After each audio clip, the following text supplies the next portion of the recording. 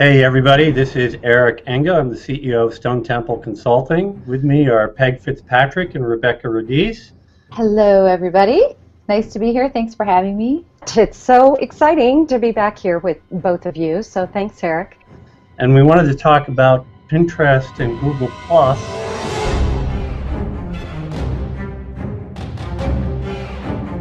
What's great about Google+, it's really good with visuals. You can do tons of stuff with images. We have the new stories feature. We have auto awesomes. That's actually the segue because Pinterest is all images. We're talking about Pinterest and Google+.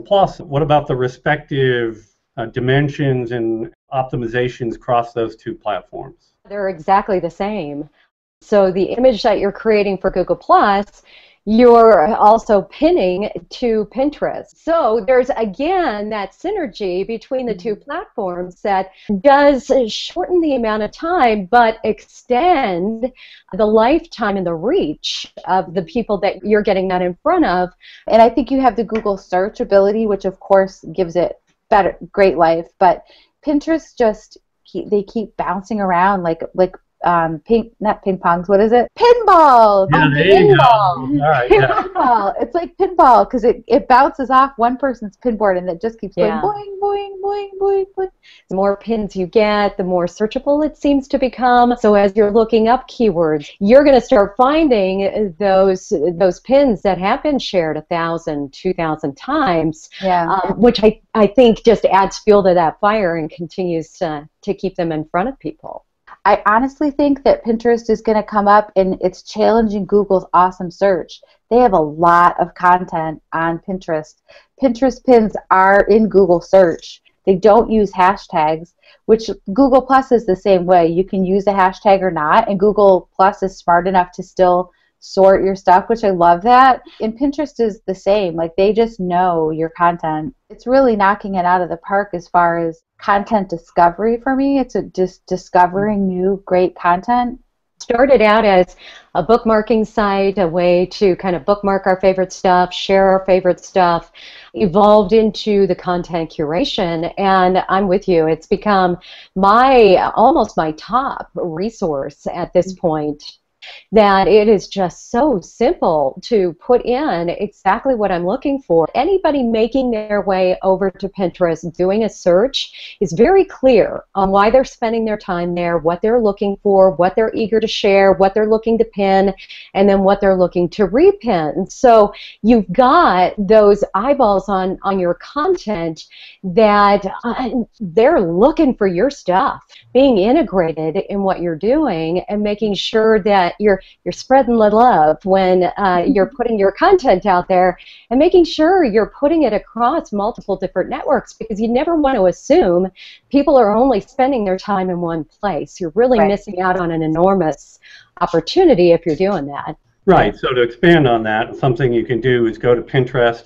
You can find great pins, and then you can share that pin as an image into your Google Plus post and write a long-form comment about it, and, oh, this is what I thought when I saw that, and have a raging discussion start on Google Plus about the whole thing. Make sure you put a link back to your pin. We have just found great success with that exact formula, very simple formula of taking that content from Pinterest, putting it over here on Google Plus, and then driving people back over to Pinterest. I know it's really hard for people with very limited time to be active on multiple platforms, but if you're going to pick two, then you should pick two that kind of integrate well together.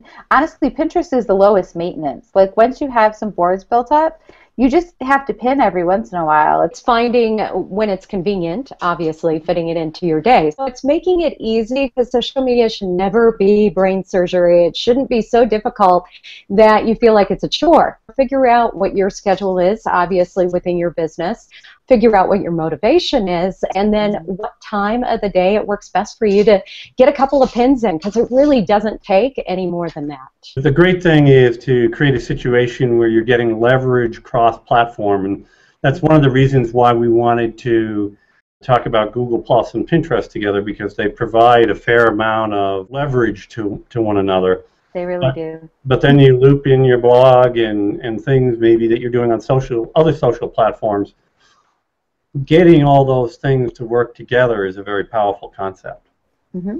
Working on Google Plus or working on Facebook, one of those social media channels in and of itself is not a strategy. Right. You've really got to, as you said, Eric, you've got to be able to pull it all together and show people that you have the ability to create content, but also to be able to share it in a very strategic way, that you're getting it out there in front of a whole new group of people, and then they're getting excited about your content and they're sharing it with more people. And the only way that's going to happen, that viral, I guess, piece of social media, is that you're creating that content, but then also giving it the ability to get in front of a lot more people. So you're spreading it out. At some point, you have to stop fishing out of the goldfish bowl. If you're only on one social platform, you're fishing in a goldfish bowl eventually to find new people and other people that are going to help share your message to a different group of people. You need to go expand past one network. Do you each want to offer some closing comments? I just urge people to give Pinterest a try. If they're huge Google Plus fans, which I would assume most people watching this are, if you're using Google Plus, Pinterest is a great booster for your Google Plus presence. And if you're a blogger, it's like fuel for your content, and it will keep filling up your tank. So get penning. If you've been holding back, thinking Pinterest holds no value for your business, I would just encourage you, hop over there, do 5 and 5. 5 new boards, 5 new pins, see how that goes. It's really important to get started with it. It's understanding the leverage that Google Plus and Pinterest bring to each other. It doesn't take that much time to add Pinterest into the mix for you, comparatively speaking. It's an incremental 10 or 20% of your time, and you can really get some things going.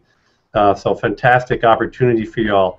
Peg, Rebecca, thank you so much for joining me today. This has been a great discussion.